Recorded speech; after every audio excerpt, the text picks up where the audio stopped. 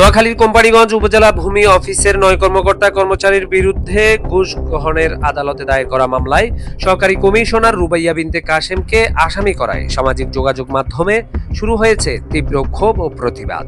এই প্রতিবাদে অংশ নিয়েছেন স্থানীয় গণমাধ্যম কর্মী, স্বেচ্ছাসেবী সংগঠনের নেতৃবৃন্দ সহ রাজনৈতিক ও সচেতন মহল।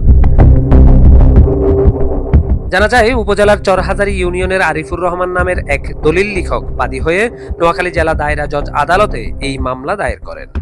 যদিও সামাজিক যোগাযোগ মাধ্যমে তাকে বিভিন্ন অফিসের দালাল হিসেবে চিহ্নিত করেছেন অনেকে। মামলা সূত্রে জানা যায়, আরিফুর রহমানের জমা খারিজের আবেদন হয়েছে ২০২৪ সালের জুলাই মাসে। তখন এসিলেন্ট ছিলেন হাবেল উদ্দিন। পরবর্তীতে ২০২৫ সালের মার্চে সার্ভেয়ার প্রতিবেদন দাখিল করেন। তখন এসিলেন্ট ছিলেন প্রশান্ত চক্রবর্তী। দুই এসিলেন্টের যাচাই বাছাই শেষে ২০২৫-এর মার্চে আবেদন নামঞ্জুর করেন এসিলেন্ট প্রশান্ত চক্রবর্তী।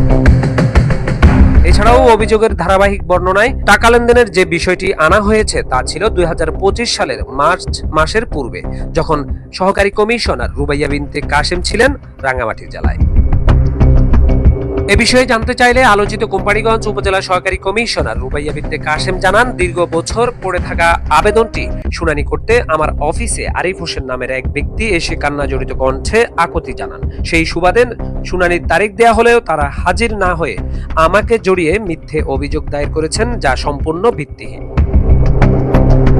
তিনি আরো জানান, এই উপজেলায় যোগদানের পর থেকে ভূমি অফিস কেন্দ্রিক দালালি বন্ধের ঘোষণায় দালাল চক্রের বড় একটি মহল আমার পিছু নিয়ে বিভিন্নভাবে হেনস্থায় ব্যর্থ হয়ে নামে বেনামে লিখিত অভিযোগ দিয়েছেন বারবার।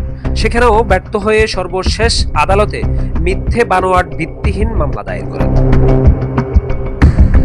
অভিযোগের বিষয়ে জানতে বাদী আরিফুর রহমানকে গণমাধ্যম কর্মীরা বারবার তার মুঠোফোনে কল দিলেও কারো কোনো ফোন রিসিভ করেননি তিনি। এদিকে সামাজিক যোগাযোগ মাধ্যমে মামলার বাদী আরিফুর রহমানকে ঘিরে শুরু হয়েছে নানান গুঞ্জন। কেউ লিখছেন নানার জায়গা জমি দখলের মামলায় জেল খেটেছেন আরিফ, কেউ লিখেছেন এই দালালকে জুতোপিটি করে প্রশাসনের হাতে তুলে দিবেন, কেউ লিখেছেন আওয়ামী লীগের পরিচয়ে সেটেলমেন্ট অফিসে আধিপত্য তৈরি করেছিলেন এই আরিফ। এছাড়াও অনেকেই এই আরিফুর রহমানের বিচার চেয়ে পোস্ট করেছেন সামাজিক যোগাযোগ মাধ্যম ফেসবুকে। এদিকে সহকারী কমিশনার রুবাইয়া বিনতে কাশেমের বিরুদ্ধে অভিযোগ দায়ের করায় উপজেলা জুড়ে দেখা দেয় নানান প্রতিক্রিয়া। সামাজিক যোগাযোগ মাধ্যমে শুরু হয় তার কর্মদক্ষতা ও নীতিনৈতিকতার দীর্ঘ সফলতার গল্প লেখা। শত শত মানুষের ভালোবাসার আত্মপ্রকাশ ঘটে তাকে ঘিরে। জানা যায়, রুবাইয়া বিনতে কাশেম কোম্পানিগঞ্জে যোগদানের পর তার অফিসে ঝুলিয়ে দেয় দালাল মুক্তের বিজ্ঞপ্তি। শুরু হয় আলোচনা সমালোচনা। অতীতের রেকর্ড ভেঙে সপ্তাহের সকল কর্মদিবসেই শুনানি করেছেন রুবাইয়া বিনতে কাশেম, যা নোয়াখালী জেলা জুড়েই প্রশংসিত হয়েছেন তিনি। এছাড়াও অবৈধ বালুমাটি ও ড্রাম ট্রাক সহ বাজার মনিটরিংয়েও ভ্রাম্যমাণ আদালতের অভিযান করেছেন রেকর্ড পরিমাণ, যা ইতিপূর্বে কখনো বাস্তবায়িত হয়নি।